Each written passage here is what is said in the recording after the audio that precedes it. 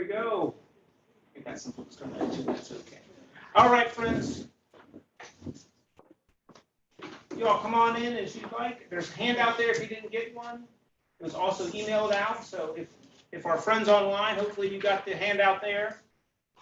Glad to have you join us online as well. Let's go ahead and begin with the word of prayer. Holy God, we are grateful for the gift of today. We are thankful for the fact that we woke up. And whether we made our bed or not, we are here enjoying the gift of this day. We're grateful for the opportunity to gather in this space, whether that's physically or online, and to take a moment of our day to reflect on your goodness and your grace and your presence with us at all moments.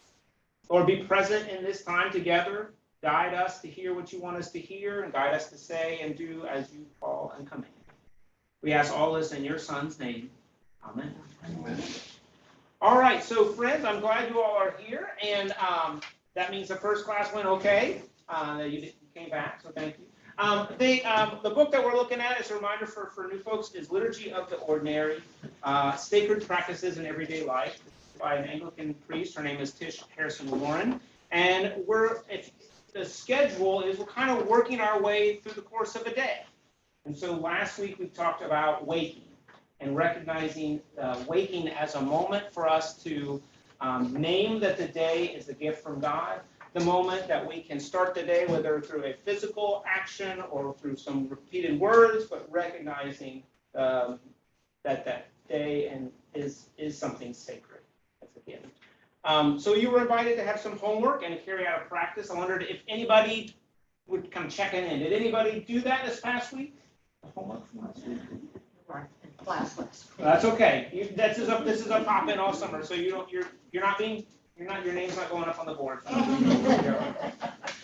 Okay. Well, so you'll have homework each week, and I invite you to maybe do your homework this week if you're here, and the subsequent weeks. So we started with waking, and today we're moving to making the bed. And I will admit that I think the first kind of 3 chapters of this book kind of move at a glacial pace when you think about we're not even off the bed yet, right? But we start to pick up next week. We're brushing our teeth, and then we're losing our keys, and then we're on for the day. Okay, so not our teeth, our key, and we're brushing our teeth. I said that. Losing our hearing. That might happen too. Brushing our teeth, losing our keys, stuck in traffic. Those things are all coming. So we start the day with waking, and today's kind of activity that we're focusing on as a moment to recognize the sacred is in making the bed. So the first question we're going to do is, could you please share your name and did you make your bed today? I'm going to go with that question. So we'll start with you and we'll go. Yes, sir. Ask you a question. Yeah. I'd like to get credit sometimes. Oh, yeah. Well, what is a bake in the bed? Is that pillows on it? That's a really good question because my wife never makes her side of the bed, and occasionally I will sort of assemble the stuff on my side. I wouldn't call the bed made, but if you took some kind of action other than just rolling out and get your day started, then you get credit for making it. Yeah. So we'll start this way and go. Well, I made my bed, and Jeff sometimes helps me, and I put all the pillows back on it. All right. I always do. You got your answer there. I'm Mary Beth Hunt, and no, I did not make my bed this morning. I'm Edward Eichmann, and I don't remember. I'm Rena Rametta. No, we did not make our bed because we're going to change the sheets when we get home. I'm Keith Maurer, and we did make our bed because we did change the sheet. Yeah. All right, we skipped over a few names. I don't make sure we get it. Irene and Joe. And I'm Keith. Keith, thank you. Wilson. And yes, I've always made my bed. And because I know if I didn't, my mother in heaven would look down on me. I have to go back and do it. But also, it's so easy because of getting in. You didn't mention you have sleep patterns, but I sleep so still, I can actually slide. I don't move. Very good. Okay, so it's easy. Yeah, very good. Yes, I did mention that. Okay, we'll jump to the back row there. And John Wells, my wife is traveling this weekend, but she's coming back after lunch, so that's one of the checks that she's gonna make when she gets back, so I did make my All right, bill. good job. And this Friday, I half made the bed. I usually make the bed, Betsy mows the lawn, so. Anyway, we got up this morning, did something else. We went out and ate breakfast out in the bay and then came back and it's time to go. So we rushed and just threw some sheets on the bed real quick. Okay, Half made the bed. half me, all right, half credit, all right. I always make my bed, but I gave myself a pass today because I went to early church. Very good. I have to do it later. Leave bars. Leave I'm bars. Ginger Crabtree, and yes, I would not dare not make my bed. I cannot stand a messy bed. Robert, depends on which bed I'm sleeping in sometimes. And, but if my wife is still sleeping, I'll make up my side. Considerate husband. Susan Schneider, Betty. Eleanor Bouchal, and I did prepare the bed, but not exactly in the way that would be considered made up. I had to put the blanket cover on it so that when the dogs get in it, when I'm not there, it's covered. And I had to take the pillows out and put them in the chair, so when the cats get in it, they don't sleep on my bed. It is a communal bed, so. All right. I was a little somehow. Got sticker, I did not make the bed, I had the dog on one side and Sarah was sleeping on the other, so I decided I would just leave it quiet. Martin Miller, my wife makes the bed, and when she's out of town, the reason I want credit is if you can pull the, I don't even know what the components are, pull the spread up and kind of, smooth it out, does that count? You did something. Yeah. Next time I'll tell you. Do the pillows have special orientation? There's a bunch of them. Stacked over the corner. It's a pretty big deal. Well, my name is John, and as I shared earlier, I did not make the bed this morning.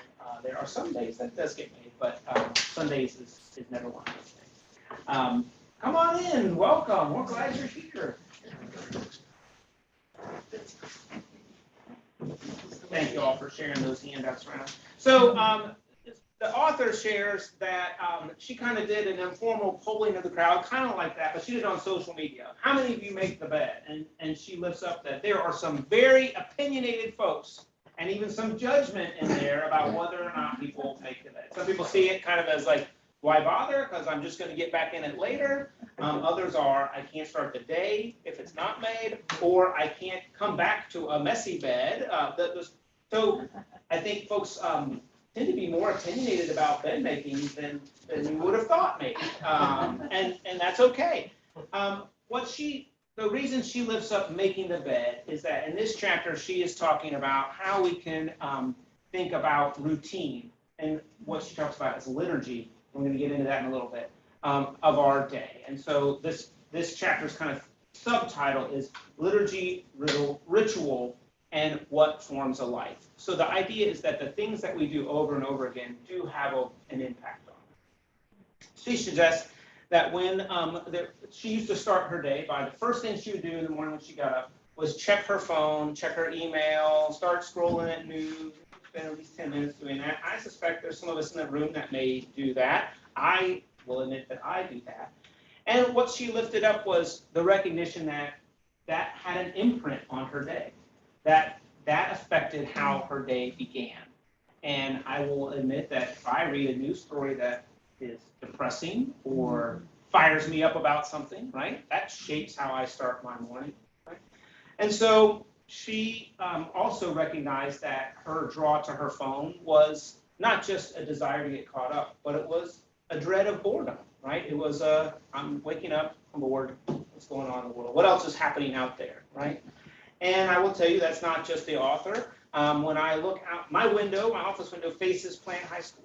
And when school gets out and all those students are dispersed and they're walking with one another to home or to cars being picked up or whatever, almost every single one of them, head down, phone in hand, right? Even if they're walking with their friend, right? Okay, and it is not because there's something really fascinating going on there. It's this, I'm bored and I can find something to entertain myself on this device. That's not just high schoolers, right? I will readily admit that if I'm in the line at the grocery store and it's more than 2 or 3 people deep, I'm reaching this, okay, well, here we go. We're gonna find out what's the score on the ballgame, what's happening in this world, what's going on.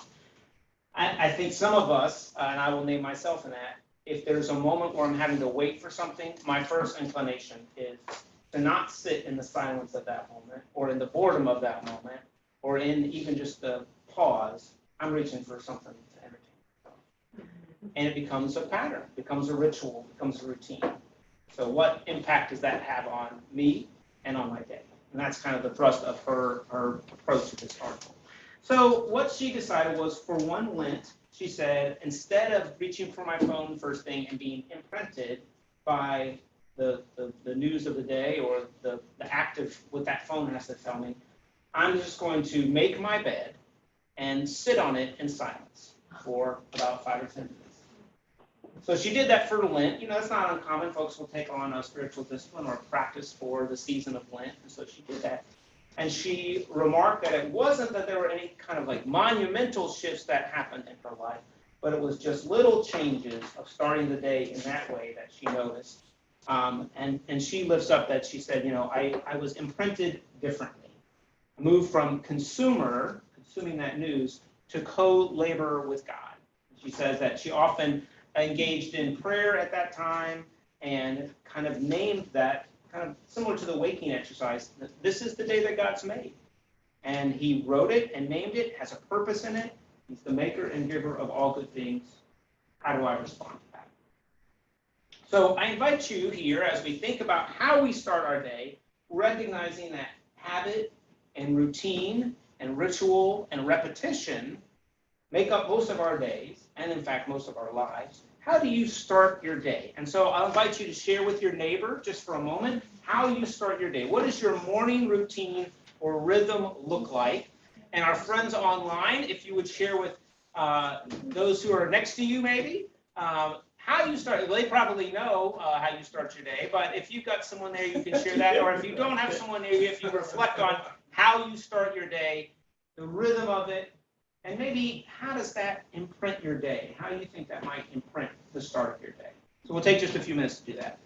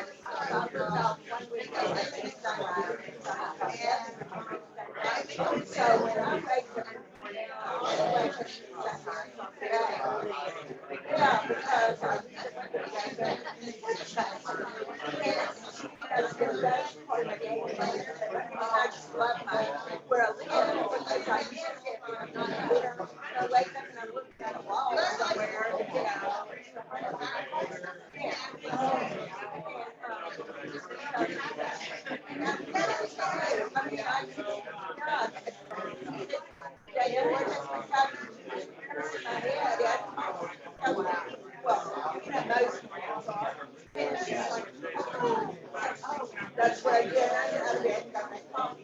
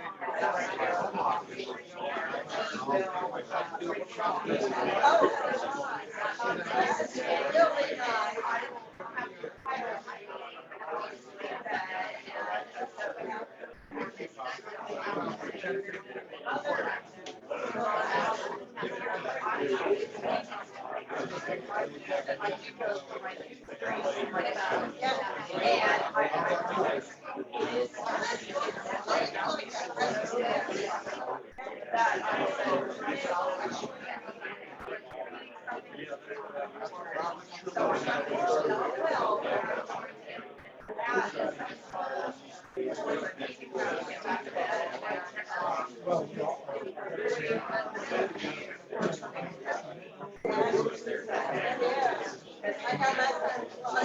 I said it with this one.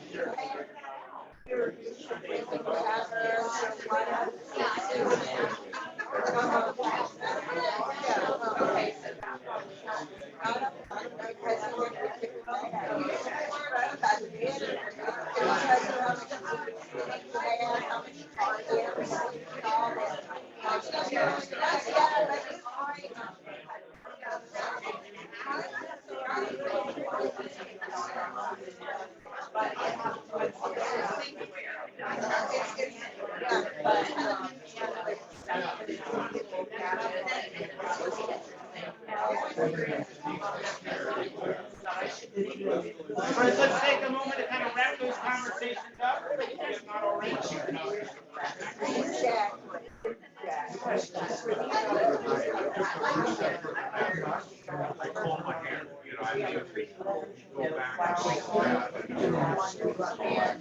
So I want to wrap our conversations up. We'll have more time for sharing. So you can keep it rolling.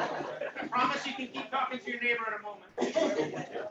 So we talk about how our morning routine, our rhythm, not just our morning, but throughout the day, those things that we do that are repeated impact our day. We have two scriptures I want to highlight. Even David here in the Psalms highlights morning ritual, morning routine. Psalm 5. Listen to my words, O Lord. Attend to my sighing. Listen to the sound of my cry, my King and my God. For to you I pray. O Lord, in the morning you hear my voice. In the morning I plead my case to you and watch. And then in Psalm 143, verse 8, let me hear your steadfast love in the morning. For in you I put my trust. Teach me the way I should go, for to you I lift up my soul. We have these passages here reminding us of the joy of starting in the morning. Sharing with our Zoom friends. So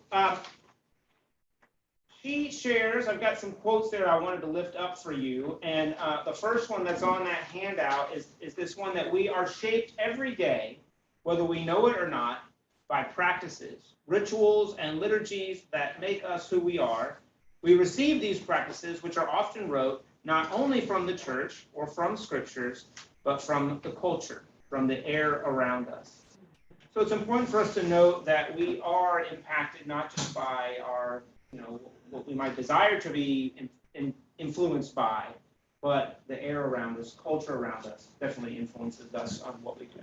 And my example of the phone is a great one for that. I'm influenced to see what's going on about other things in the world, or what's my friend doing on Facebook, or whatever it might be, right? So we're influenced, and those rituals, those practices shape us. She highlights, though, that we are often called as Christians to live an alternative life. And I know, Robert, this is getting into Christ and culture a little bit here, which is, he's got books talk right about this very thing, about how we are as Christians that intersect with the world around us, the culture around us, whether that's we push in opposition to it, or we're a part of it, or there's several different ways that we can engage with culture around us. But she lifts up that oftentimes as Christians, we're called to live some kind of alternative life, to be different from the culture that's around us. And that second quote speaks to that. Though we believe deeply in the gospel, though we put our hope in the resurrection, we often feel like the way we spend our days looks very similar to our unbelieving neighbors, with perhaps a bit of extra spirituality thrown in. And I wonder, if we reflect on our days, if that's true for us as well, outside of coming to church on a Sunday morning, outside of maybe a devotional experience in the morning. Much of our day looks probably similar to those of our neighbors who aren't church-going folks, maybe. And so what does that mean? It's a recognition that a lot of what we do during the day shapes who we are, and to be attentive to that. We don't wake up typically and say, I'm going to live differently today, right? But we move in patterns that we've set over time, day by day, and these habits and practices shape our loves, our desires, and ultimately who we are. and who we worship. So liturgy is a big part of what this whole book is about, but in particular this chapter. And so when I say, what is liturgy, how would you all answer that? How would you define liturgy? A program. Okay, The form of worship. okay.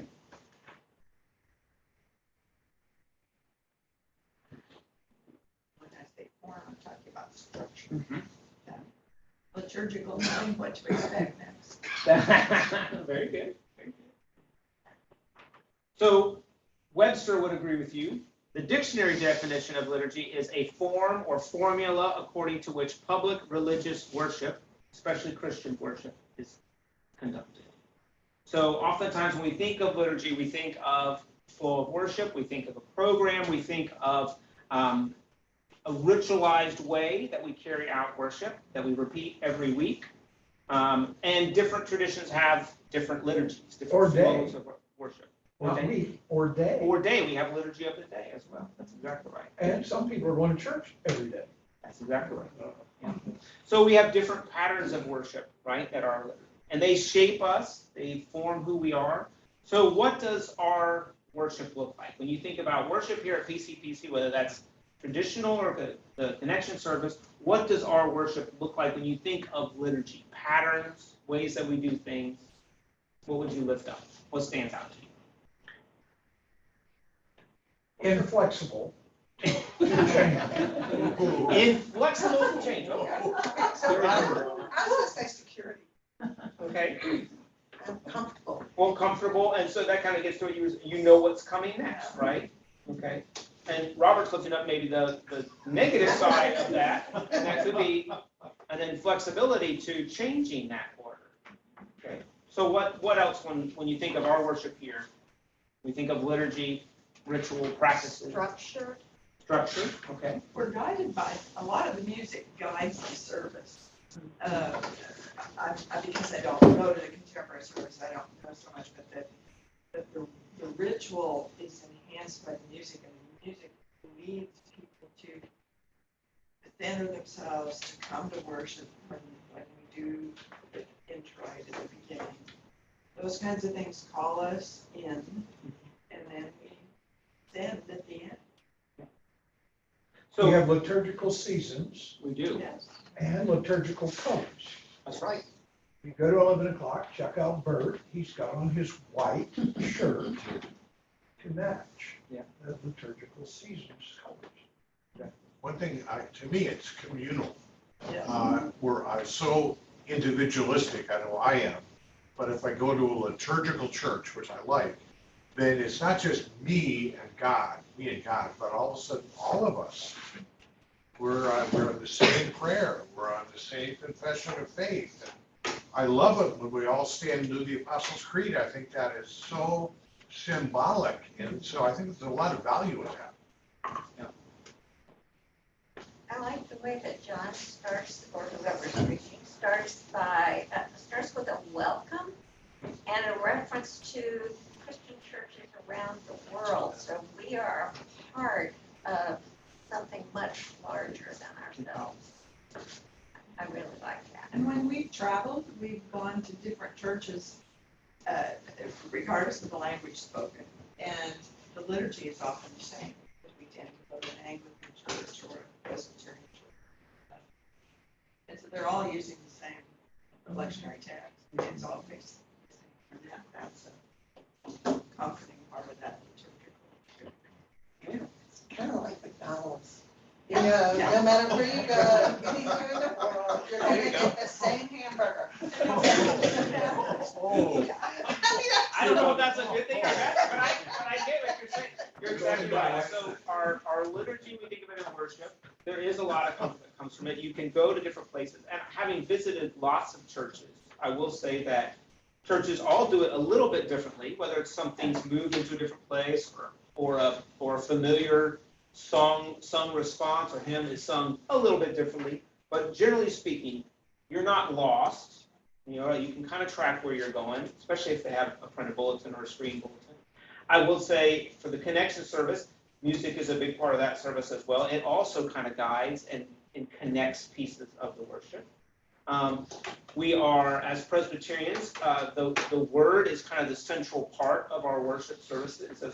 As we structure our liturgy, our flow of things, we are invited to kind of come in, to gather around the word, to hear the word read and proclaimed. So we have our scripture reading, our sermon, and then there's usually a response to the word, and that might be, today was communion, that's a response to the word. And then we always end, we're sent by the word to go out into the world. So generally speaking, there's kind of these four major parts. If you look at the traditional bulletin, they're even labeled as such. You can kind of see these four major sections of our liturgy. So we're gathered as people, we're people of the word, we're gathered around that. So what kind of, I said we're people of the word, but would you say that there's anything that our liturgy forms us in any way? As you think about your faith, your identity as a disciple of Christ, does the liturgy of your worship shape that at all? Play a role in that? I can comment on one thing. What you're talking about, I'll give you something to look at on the web if you all want to. It is a speech, a commencement speech at the University of Texas at Austin. It was given by an admiral. McRaven was his name. It was a beautiful speech. And it's talking about how you get together. He was trying to tell young people. Now, one of the things he used, I'll just give you one example. He was a Navy SEAL, so he used his experience as a Navy SEAL to try and teach these people what to do. And the first one was make your bed every day. Every day. When you're in the military, you don't have a choice about whether you do it. If you don't do it, they tear it up for you. You do it again, and then you get back. But he didn't emphasize that part. He emphasized the fact that so you make your bed, you go and have a lousy day, but at least you accomplished something because you made your bed. And he went on and on with each of his experiences. And it's a structured thing. It's the same thing that a liturgy does every day or every Sunday or whatever. If you're devotional every day, you're probably going to do it every day once you start because you're imprinted. It makes a huge difference in the way that you interact with people around you and can serve as an example. So if you have a chance to look at that, just make Raven and Austin, and you'll get it. He also gave that speech at the Naval Academy at the graduation of the cadets. It's brilliant. I wish he had more name recognition. That's Amen. what you want. Good man. That's a great example and a perfect segue into kind of all that we're talking about today, a recognition that the liturgy, but that which we do, kind of that structures, that repetition, it shapes who we are.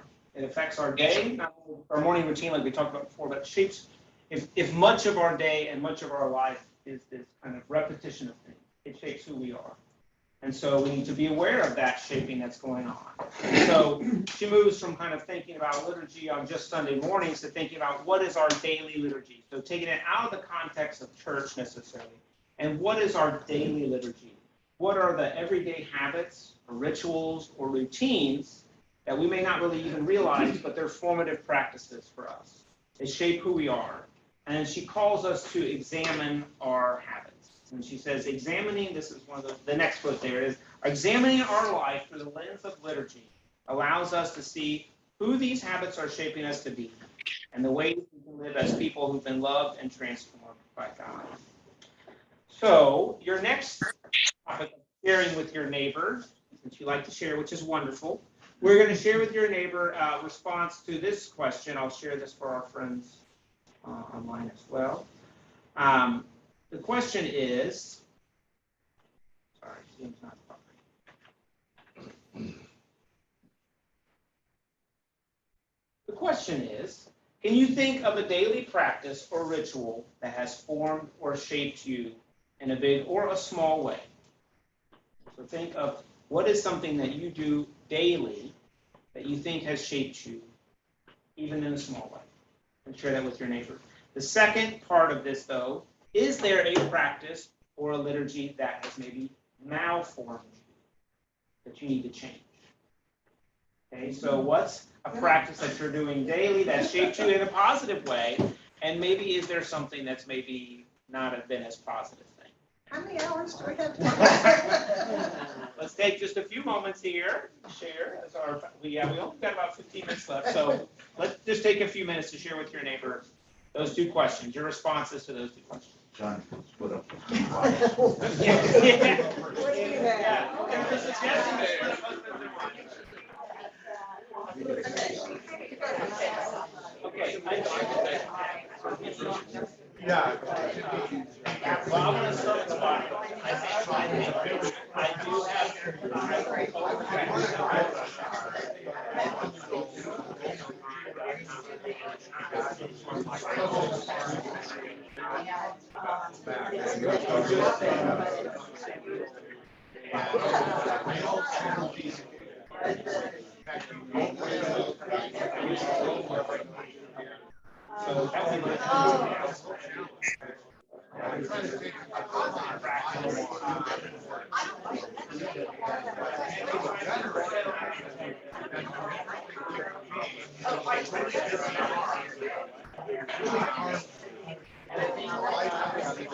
So that would be I'm trying to think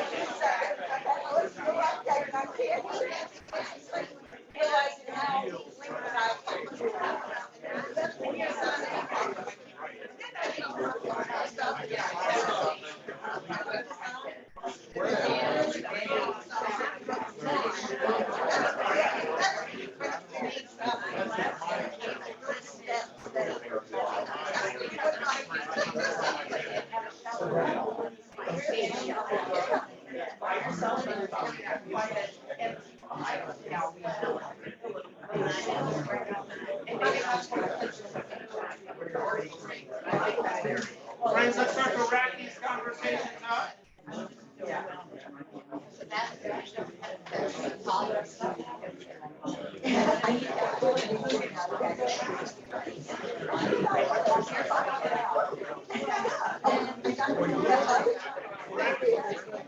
appreciate your willingness to share, but we want to keep our time together and moving along.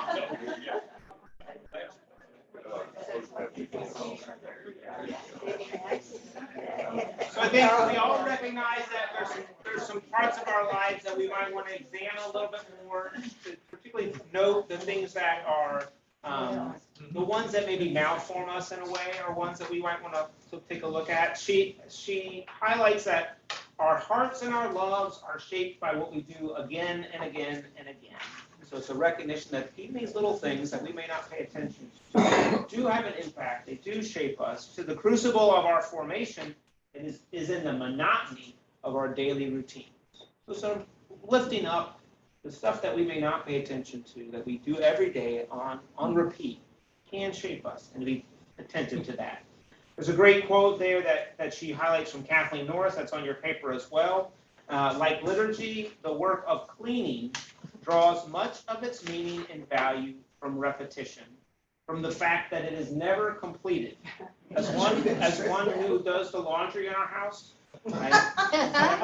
It is never, ever done, right? It's only set aside for the next day. Both liturgy and what is euphemistically termed domestic work also have an intense relation with the present moment, a kind of faith in the present that fosters hope and makes life seem possible in the day-to-day. The work of faith is daily and repetitive.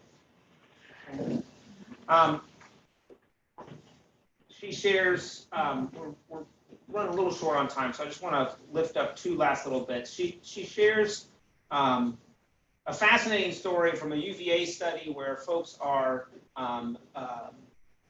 subjected to electric shock if they choose. So it was, if you press this button, you will receive a small electric shock. And so, or you can sit alone in silence. And over time, folks felt so uncomfortable sitting alone in silence that they chose the electric shock button to spice their life. Okay? So 2/3 of men did it, and 1/4 of women in the study chose to do it. Smarter. Can you get those things on Amazon? Choose your plug. So it just highlights the fact that we have an uncomfortableness in us, and I would say it's even more brought on by our media around us, the speed at which we get information, all that kind of stuff. We have an uncomfortableness with silence. We have an uncomfortableness with sitting still. If I had us come in here and said, okay, we're going to take the first 10 minutes and not say we're going to sit here in silence. For some folks, that might be comforting. That might be relaxing. Some might take a nap. Others, that might be like, okay, when is this thing going to get going? Because these 10 minutes are taking an hour. Right? We have an uncomfortableness. And part of her exercise of making the bed and sitting on that bed for 5 to 10 minutes was to be present in that stillness. She shares about the last little line you have there is from a sign that's from a story in a monastic Christian community house. And the sign on the wall says, everyone wants a revolution, no one wants to do the dishes. She shares, I was and remain a Christian who longs for revolution, but for things to be made new and whole and beautiful in big ways. But what I am slowly seeing is that you can't get to the revolution without learning to do the dishes. The kind of spiritual life and disciplines needed to sustain the Christian life are the quiet, repetitive, and ordinary ones. I often want to skip the boring daily stuff to get to the thrill of an edgy faith. But it's in the dailiness of the Christian faith, the making the bed, the doing the dishes, the praying for our enemies, the reading the Bible, the quiet, the small, that God's transformation takes root and grows. So we are rapidly nearing the end of our time together, but I want to highlight this idea of paying attention to the things in our day that shape us, that maybe we haven't been paying attention to, especially if they're ones that shape us in ways that we don't like. But if they are ones that shape us in a positive way, maybe leaning into those a little bit more. What are practices we can do that can help shape our relationship with God, our faith, whether that's starting the day a certain way by making the bed and sitting on that bed for a few moments of reflection and prayer. Maybe it's a journaling, maybe it's a daily devotional. But what are some practices that we might pursue that will be routine and ritual that will help us as we walk in our journey? What are the things that we can do in terms of doing the dishes so that we might get to the part of revolution? The homework for the week ahead. You have 3 choices. You don't even have to do all 3. You can pick one of them. All right? Homework ahead. Write down a repetitive daily task in your life. As you carry out this task, prayerfully ask God to show you the way it shapes you. Note your observations. Maybe share them with a friend. Second one, try to notice the moments of your day in which you push against stillness, silence, boredom. When are you uncomfortable in those kind of things? Embrace these moments. For me, that would say leave your phone in your pocket. Embrace these moments. Let them remain empty and invite God into that time. Into that space. And the last one, take a break from your smartphone for part of the day and reflect on that experience. Put it in a drawer for the morning or the afternoon. For some of you, that may not be an issue, but I would suggest for myself that is one that would be probably a really good practice to take. Reflect on the experience of taking a break. All right? Quick thing, Yes, sir. if this book was only about $10 on Prime, so we got enough time left, you may want to get it if you don't. Thank you. I think it's helpful. I got it in 1 day from Amazon. Yeah. 1 day. So it is very reasonable. It's in hardback. It's the primary way they're selling it now. It's very reasonable in cost and comes quick. And she writes in a very approachable way. I find very Good investment. I enjoy her writing stuff. So that's your homework. We'll check in next week if anyone wants to share their experience with that. I invite you to do so. And we'll go ahead and close our time in prayer. Let's pray. Holy God, we give you thanks for the gift of today. We thank you for all the moments of today, including those routine and ordinary and mundane moments. Lord, help us to be mindful of the ways that we are shaped. Particularly, Lord, help us be mindful of the ways that are shaped in ways that are not pleasing to you. Or guide us to shape our day in a way that ultimately we can be your instruments of love and grace in this world. And Lord, just help us to appreciate moments of silence and stillness as gifts from you as well. We lift all this in your Son's name. Amen. Amen. Thank you all for joining us online.